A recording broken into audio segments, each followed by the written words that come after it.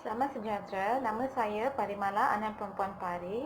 Nombor matrik saya di 201910888035. Hari ini saya akan membentangkan blog saya mengenai tajuk pengurusan murid dan saya membuat objektif yang keenam iaitu menganalisis kaitan antara pengurusan murid dengan teori fungsionalisme, teori konflik dan teori interaksionisme simbolik.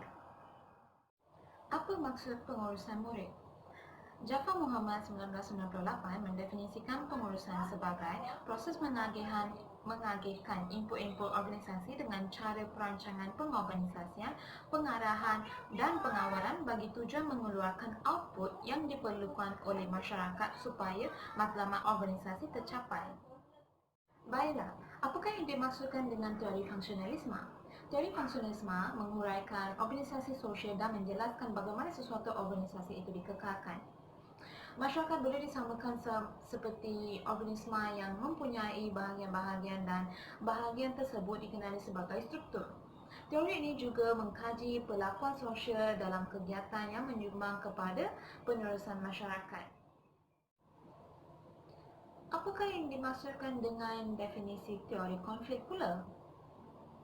Teori ini menjelaskan perubahan sosial dalam masyarakat yang terjadi oleh sebab adanya konflik yang menghasilkan kompromi yang berbeza dengan keadaan pada konflik sebelumnya.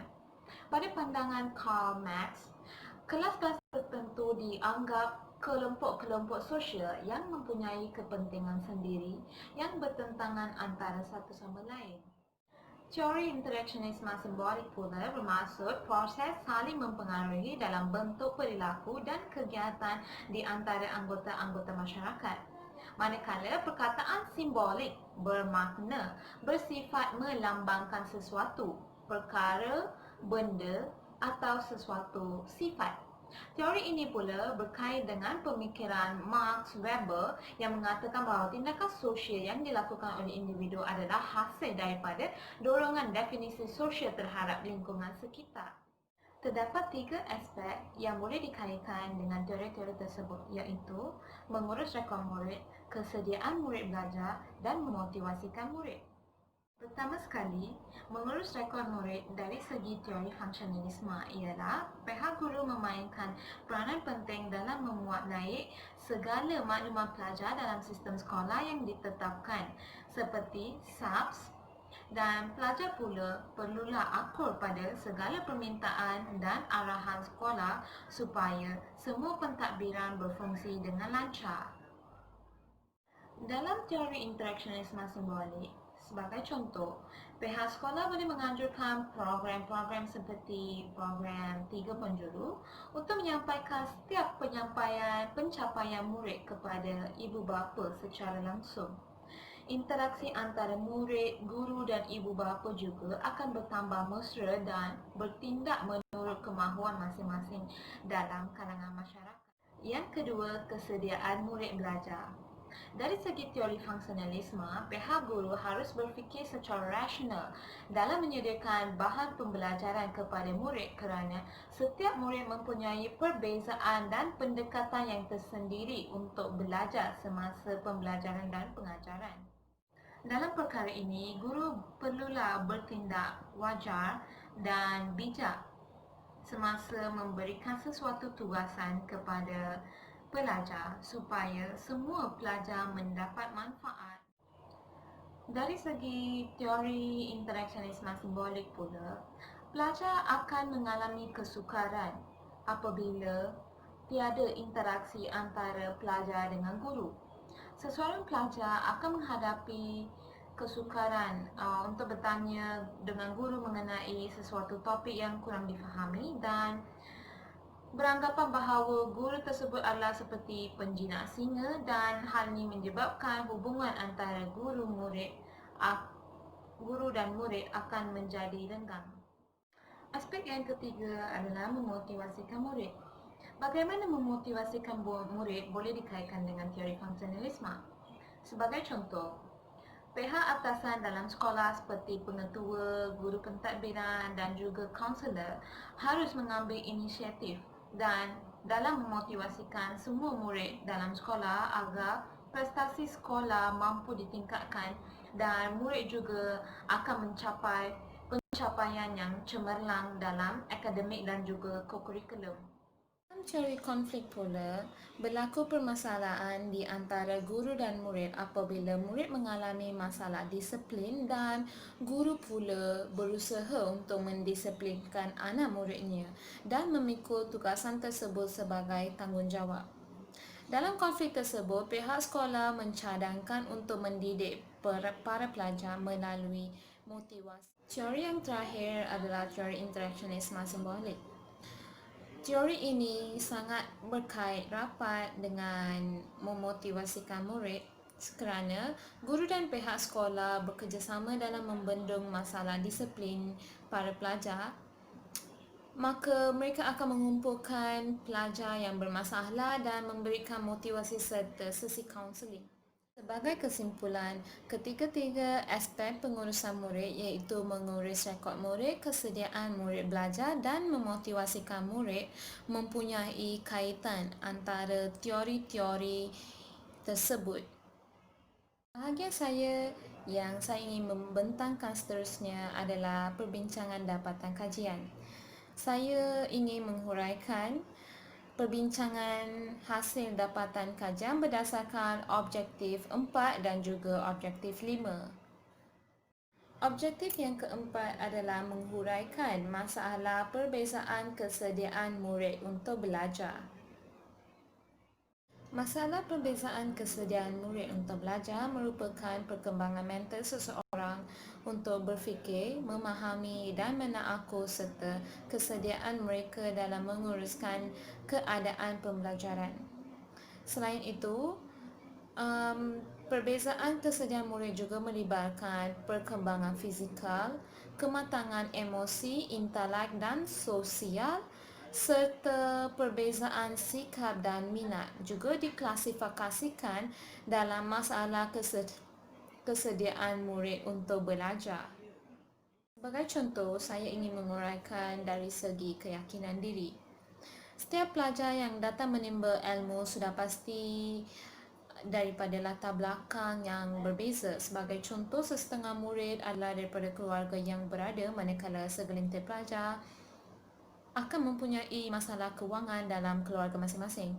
Oleh hal yang demikian, kesediaan murid untuk belajar adalah berbeza di mana murid yang berada akan berkeyakinan diri yang tinggi dalam menyiapkan sesuatu tugasan seperti tugasan yang melibatkan teknologi terkini. Namun, murid yang sebaliknya akan berasa kurang yakin untuk menyiapkan tugasan tersebut oleh sebab kemungkinan tiada teknologi yang canggih untuk membuat tugasan tersebut. Seterusnya, objektif yang kelima adalah menguraikan teknik-teknik memotivasikan murid dan kaitan antara pengurusan murid dengan teori fungsionalisme, teori konflik dan teori interaksionisme simbolik. Terdapat dua teknik utama untuk memotivasikan murid iaitu teknik intrinsik dan teknik ekstrinsik. Teknik intrinsik merupakan teknik dorongan dalamannya dan minat yang membara dalam diri seseorang murid untuk melakukan sesuatu tanpa mengharapkan ganjaran atau balasan. Sebagai contohnya, seorang murid yang suka menulis cerita akan mengambil inisiatif sendiri untuk membeli buku cerita dan juga mempraktikkan diri dalam penulisan. Murid tersebut juga tidak mudah akan putus asa dalam menjayakan impian murid tersebut. Namun, tidak semua murid mempunyai dan boleh mengendalikan teknik intrinsik ini. Teknik ekstrinsik pula wujud daripada rangsangan luar dengan tujuan menyemarakkan semangat seseorang murid untuk melakukan sesuatu perkara yang membawa faedah kepadanya. Teknik ini melibatkan ganjaran seperti pemberian hadiah, grade, markah dan juga untuk perkara-perkara lain supaya menggerakkan pelajar dan mencungkilkan semangat pelajar untuk melakukan sesuatu perkara. Namun, teknik ini hanya berkesan untuk jangka masa pendek kerana pelajar mampu rasa untuk minat terhadap dorongan yang diberikan dan mereka hanya akan melakukan perkara tersebut semata-mata untuk mendapatkan ganjaran tersebut. Oleh hal yang demikian, pihak guru haruslah bersikap bijak semasa memotivasikan murid melalui teknik ekstrinsik ini.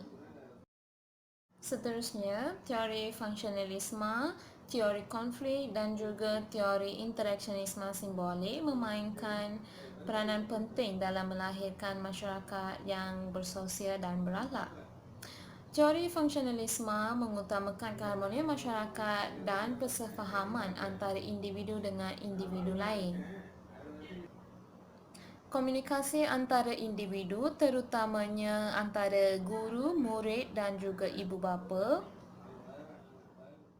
Komunikasi antara individu terutamanya antara guru dan murid, guru dan ibu bapa serta murid dan ibu bapa memainkan peranan penting dalam menggerakkan masyarakat ke arah sosialisasi atas kebergantungan antara satu sama lain. Selain itu, teori konflik juga saling berkaitan dengan pengurusan murid kerana individu yang berkuasa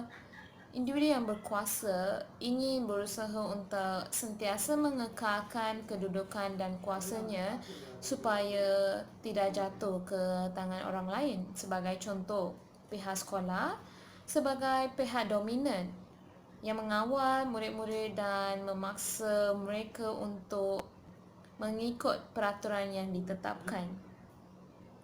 Manakala teori interaksionisme simbolik pula beranggapan bahawa manusia bukan makhluk yang memerlukan dan memerlukan. Manakala teori interaksionisme simbolik beranggapan bahawa manusia bukan makhluk yang pasif dan memerlukan interaksi sosial untuk membentuk sebuah komuniti yang berkualiti. Interaksi simbolik melihat bagaimana individu membentuk dan dibentuk melalui interaksi dengan orang lain. Oleh hal yang demikian, interaksi antara satu pihak dengan pihak yang lain amatlah penting untuk mewujudkan suatu masyarakat yang berkualiti. Baiklah, di sini saya ingin membuat kesimpulan bahawa kita sebagai rakyat Malaysia haruslah berganding bahu dan berinteraksi antara satu sama lain dan bersifat sosial untuk melahirkan sebuah negara yang berpendidikan dan juga berkualiti. Sekian, terima kasih. Saya berharap agar blog saya dapat memberikan manfaat kepada pelajar-pelajar di luar dan juga mempunyai maklumat yang padat dan ringkas supaya memudahkan pelajar untuk memahami lebih lanjut mengenai pengurusan murid dan juga teori-teori.